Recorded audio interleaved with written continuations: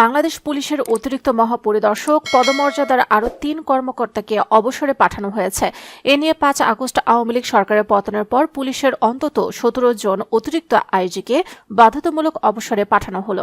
মঙ্গলবার রাষ্ট্রপতির আদেশক্রমে স্বরাষ্ট্র মন্ত্রণালয়, জননিরাপত্তা বিভাগ, জ্যেষ্ঠ সচিব নাসিমুল গনি স্বাক্ষরিত পৃথক ৩ প্রজ্ঞাপনে তাদের অবসরে পাঠানো হয়। এরা হলেন পুলিশ স্টাফ কলেজের রেক্টর মল্লিক ফরুক ইসলাম, পুলিশ টেলিকমের প্রধান YM বেলালুর রহমান এবং পুলিশ সদর দফতরের অতিরিক্ত আইজি সেলিম মোহাম্মদ জাহাঙ্গীর। পৃথক প্রজ্ঞাপনের তথ্য অনুযায়ী সরকারি চাকরি আইন 2018 এর ৪৫ ধারার বিধান অনুযায়ী জনস্বার্থে সরকারি চাকরি থেকে তাদের অবসর প্রদান করা হয়েছে।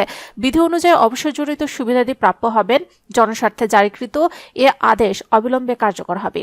এর আগে সর্বশেষ গত ২ ডিসেম্বর ৯ পুলিশ কর্মকর্তাকে বাধ্যতামূলক অবসরে পাঠানো সরকার।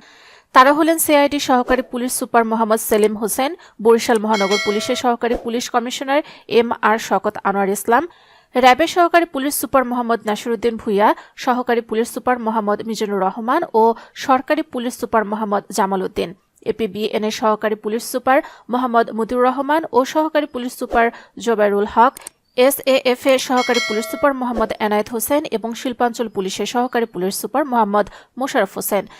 এর আগে গত ৮ অক্টোবর র্যাবের সদ্য সাবেক মহাপরিচালক ও পুলিশ সদর দপ্তরের অতিরিক্ত আইজি মোহাম্মদ হারুনুর রশিদ, হাইওয়ে পুলিশের অতিরিক্ত আইজি শাহাবুদ্দিন খান এবং ঢাকা মহানগর পুলিশ সাবেক অতিরিক্ত কমিশনার সুপার নিউমারির অতিরিক্ত আইজি খন্দকার মহিউদ্দিনকে বাধ্যতামূলক অবসরে পাঠানো হয়।